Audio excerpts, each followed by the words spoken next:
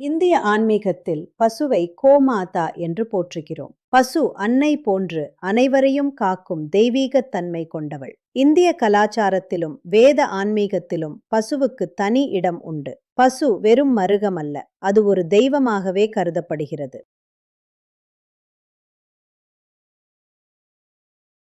வணக்கம். இன்றைய தலைப்பு பசு ஒரு புனிதமான ஜீவன். இந்திய ஆன்மீகத்தில் பசுவை கேமாதா என்று பேற்றுகிறேன். அன்னை பேன்று அனைவரையும் காக்கும் தெய்வீகத் தன்மை கண்டவள். கலாச்சார மற்றும் வேத ஆன்மீகத்தில் பசுவுக்கு தனி இடம் உண்டு.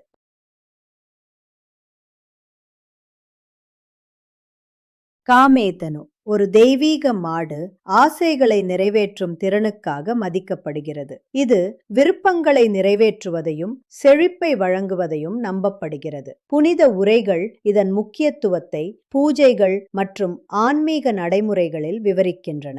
சுரபி என அழைக்கப்படும் இது வளத்தை குறிக்கிறது மற்றும் பல தெய்வங்களுடன் தொடர்பு கொள்ளப்படுகிறது. இதன் ஆன்மீக முக்கியத்துவத்தை மத வழிபாட்டில் அதிகரிக்கிறது. காமதேனுவின் தெய்வீக அம்சம் வாயு புராணத்தில் விளக்கப்பட்டுள்ளது. 30 தெய்வங்கள் காமதேனுவின் உடலில் உறைகின்றனர். காமதேனு காயத்ரி மந்திரம் ஜபிப்பதால் பசுவின் அருளும் தேவர்களின் அருளும் கிடைக்கும். சிவன் காமதேனுவின் கொம்புகளில், விஷ்ணு நெற்றியில், சரஸ்வதி கழுத்தில், தீர்த்தங்கள் வயிற்றில் வாசம் செய்கின்றன. பீஷ்மர் மகாபாரதத்தில் பசுக்களின் பெருமையை வலியுறுத்துகிறார். பசுக்கள் மிக புனிதமானவை, மனிதர்களை பாவங்களிலிருந்து மீட்கின்றன. யுதிஷ்டிரனின் கேள்விக்கு பதிலாக பசுக்கொடை மூலம் சொர்க்கத்தையும் கியாலே யாகம் எனும் கிருஷ்ணரின் உலகையும் அடையலாம் என்று கூறினார். வியாசர் கூறுகிறார், பசுக்களே அனைத்து உயிரினங்களின் ஆதாரமும் புகலிடமும் புனிதப்படுத்துபவையும் ஆகும். பசுக்கள் பிரம்மனிடம் கோம்புகள் வேண்டி பெற்ற கதை பசுவின் தெய்வீக சிறப்பை விளக்குகிறது. பசுக்களை அன்புடன் பேணுவது உயர்ந்த லேயகங்களை அடைவதற்கான மார்க்கம் என வியாசர் உறுதிபட கூறுகிறார். சாஸ்திரங்கள் கூறுகின்றன, காவே வை சர்வா தேவதா. பசுவின் ஒவ்வொரு அங்கத்திலும் தெய்வங்கள் குடிகொண்டிருக்கின்றன. யா பிராமணேப்ய சுபமஸ்து நித்யம் என்ற பிரார்த்தனை பசுக்களுக்கும் வேத அந்தணர்களுக்கும் மங்களம் வேண்டி நாள்தோறும் சொல்லப்பட வேண்டும். ஸ்ரீ கிருஷ்ணரின் கியாவிந்தர், கியாபாலர் என்ற பெயர்கள் பசுக்களின் பாதுகாவலன் என்பதை குறிக்கின்றன. பசுக்களின் பால், தயிர், நெய், மோர், கோமியம் ஆகியவை அற்புதமான பசுக்களின் பரிசுகள். இவை உடல் நலத்திற்கு முக்கியமானவை. தவறான முறையில் பயன்படுத்தினால் அவை நன்மையை இழக்கலாம். பசுக்களின் பரிசுகளை பாதுகாக்க அவற்றின் உண்மையான மதிப்பை உணர்ந்து சரியான முறையில் பயன்படுத்த வேண்டும். கோமூத்திரத்தின் மகத்துவம் பற்றி பேசுவோம். சாஸ்திரங்கள் கூறுகின்றன, கோமூத்திரத்தை தலையில் தெளித்தால் கங்கா ஸ்நானத்தின் பலனை பெறலாம். ஆயுர்வேதத்தில் இது உயர்ந்த மருந்தாக கருதப்படுகிறது. நோய்களை நீக்கி பாவங்களை போக்கி மனதை தூய்மைப்படுத்தும் என்று வேத சாஸ்திரங்கள் கூறுகின்றன. பசுவை பிரதட்சணம் செய்வது பூமியை முழுவதும் வலம் வந்த புண்ணியத்துக்கு சமமானது. இதன் மூலம் முழு பூமியை சுற்றி வந்த மகத்தான புண்ணியம் கிடைக்கும் என்பது புராண உண்மை. ஒருமுறை பசுவை பூஜிப்பதன் மூலம் பிரம்மா, விஷ்ணு, ருத்ரர் ஆகிய 3 முக்கிய தெய்வங்களின் அருள் கிடைக்கும். இது அனைத்து தெய்வங்களையும் வழிபட்டதற்கான பலனை அளிக்கிறது. பசுவை பூஜிப்பது படைப்பு, பாதுகாப்பு, அழிவு ஆகியவற்றின் கடவுளரின் அருளை பெறுவதற்கான எளிய வழியாகும். தியாக்ராசம் என்பது பசுவிற்கு புல் கொடுப்பது. இது மகா பாபங்களை போக்கும் ஆற்றல் கொண்டது. கண்டுயனம் என்பது பசுவின் கழுத்து பகுதியில் அன்போடு சொரிந்து கொடுப்பது. இது மகா பாபத்தை அழிக்கும் சக்தி படைத்தது. இந்த எளிய செயல்கள் புண்ணியத்தை அளிக்கின்றன. கோதூலி காலம் என்பது பசுக்கள் மேய்ந்துவிட்டு வீடு திரும்பும் மாலை நேரம். இந்த நேரத்தில் கால்களால் எழும் புழுதியே கோதூலி. இது 8 வகை ஸ்நானங்களில் ஒன்றாக கருதப்படுகிறது. பசுவை காண்பதும் புழுதியில் நடப்பதும் புண்ணியமாகும். கோதூலி லக்னம் மிகவும் மங்களகரமானது. பசுவின் மா என்ற சப்தம் அந்த பகுதியை மங்களமாக்குகிறது. இது தீய சக்திகளை விலக்கி நேர்மறை அலைகளை உருவாக்கும் என்று சாஸ்திரங்கள் கூறுகின்றன. பசுவின் அருகில் மந்திர ஜபம் மற்றும் தர்ம காரியங்கள் செய்யும் போது 100 மடங்கு பலன் கிடைக்கும். கவாம் கோஷ்டே தகுணம் என்ற வேத நியதியின்படி பசு வசிக்கும் இடத்தில் அமர்ந்து செய்யும் ஒவ்வொரு நல்ல செயலும் 100 மடங்கு பலனை தரும். பசுவின் பார்வை அதீந்திரிய திறன் கொண்டது. புராணங்கள் கூறுவது போல் பசுக்கள் பிருத்யு, யமன், யம தூதர்களை காணக்கூடியவை.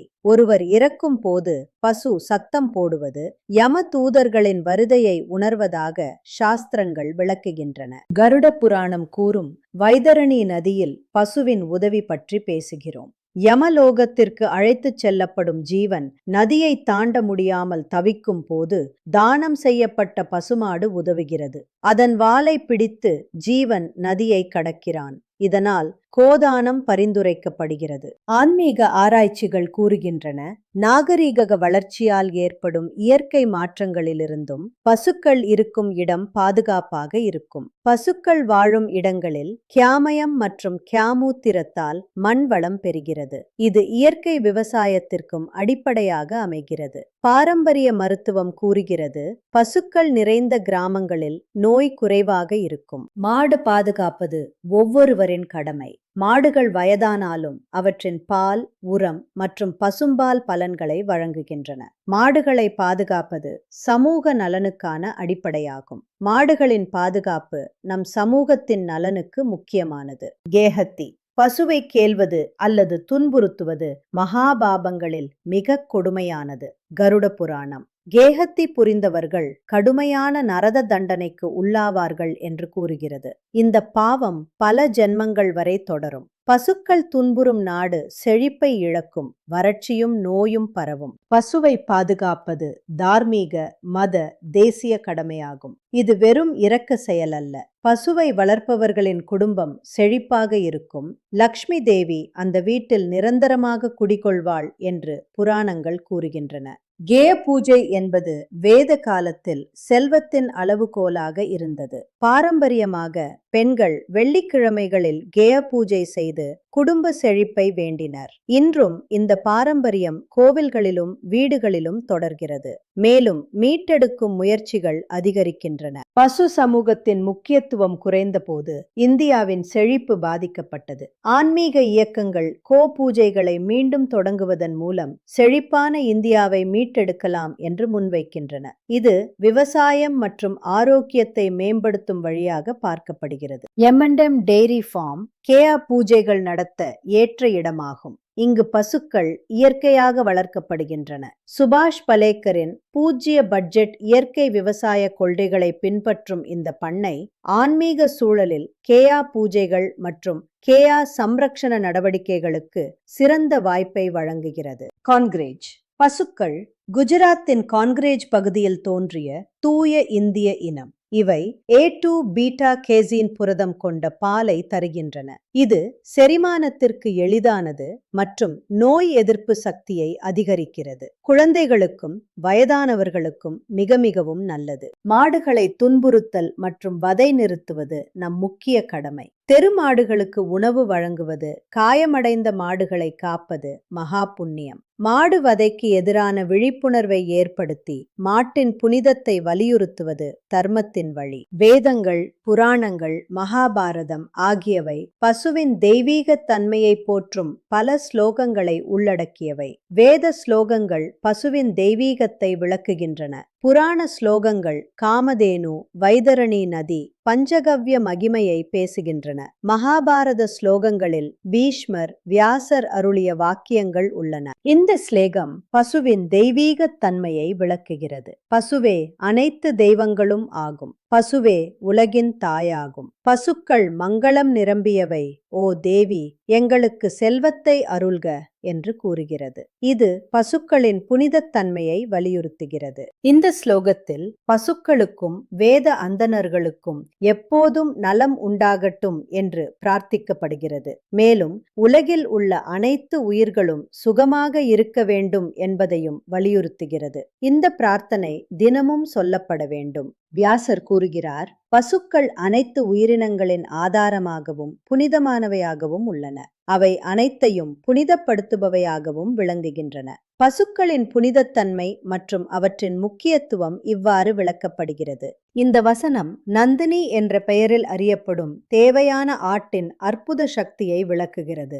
அவள் அனைத்து ஆசைகளை உடனடியாக நிறைவேற்றும் தனித்துவமான திறனை உடையவள். இதனால் பூமியில் அனைத்து ஆசைகளின் வழங்குனராக மதிக்கப்படுகிறாள். மகாபாரதத்தில் ஆவோவா என்ற புலவர் தைமையை பற்றி பேசுகிறார். அவர் கூறுகிறார், அவர்கள் தைமையை பற்றி பேசுகிறார்கள், அவர்கள் தைமையை பற்றி பாடுகிறார்கள், அவர்கள் தைமையை பற்றி பாடும்போது அவர்கள் தைமையை பற்றி பாடுகிறார்கள். பஞ்சகவ்யம் என்பது பால், தயிர், நெய், கோமயம், கோமூத்திரம் ஆகியவற்றால் தயாரிக்கப்படுகிறது. இது உடலின் தோல், மாம்சம், இரத்தம், எலும்பு போன்ற பாவங்களை அக்னி விறகை எரிப்பது போல எரிக்கக்கூடியது என்று சாஸ்திரம் கூறுகிறது. பசுவின் அருகில் மந்திர ஜபம் செய்வதால் அதனால் கிடைக்கும் பலன் 100 மடங்கு அதிகமாகும். இது அனைத்து பாவங்களையும் நீக்குகிறது. பசுவின் தொழுவத்தில் அமர்ந்து தினமும் தர்ம காரியங்களை செய்ய வேண்டும் என்று சாஸ்திரம் கூறுகிறது. ஒரு மாட்டின் முன்னிலையில்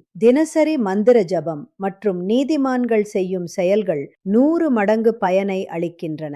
இந்த நடைமுறை அனைத்து பாவங்களை நீக்குவதாக நம்பப்படுகிறது. மாட்டுக்கள் ஒருவரின் தர்மம் மற்றும் ஆன்மீக வளர்ச்சியை மேம்படுத்துவதில் ஆன்மீக முக்கியத்துவத்தை வலியுறுத்துகிறது. கருட புராணத்தில் தானமாக வழங்கப்படும் ஒரு மாடு இறுதி காலத்தில் ஒரு ஆன்மாவுக்கு வைதரணி ஆற்றை கடக்க உதவுகிறது என்று கூறப்படுகிறது. வைதரணி ஆற்றின் சூடான நீரில் போராடும் ஆன்மா பாதுகாப்பாக கடக்க மாட்டின் வாலையை பிடிக்கிறது. இந்த தானத்தின் செயல் மிகவும் புண்ணியமாக கருதப்படுகிறது. காமதேனு காயத்ரி மந்திரம். ஓம் சுபகாயை வித்மஹே காமதாத்ரியை தீமஹி தந்தே தேனு பிரசாதயாத் எனும் மந்திரத்தை தினமும் 108 முறை ஜபிப்பதால் அனைத்து விருப்பங்களும் நிறைவேறும். காலை நேரத்தில் கிழக்கு நோக்கி அமர்ந்து சிந்தையை காமதேனுவில் செலுத்தி ஜபிக்க வேண்டும். கோ பூஜையின் சடங்குகள். பசுவை குளிப்பாட்டி மஞ்சள் குங்குமம் இட்டு மலர் மாலை அணிவிக்கவும். பழங்கள் மற்றும் வெல்லம் நைவேத்தியமாக அர்ப்பணிக்கவும்.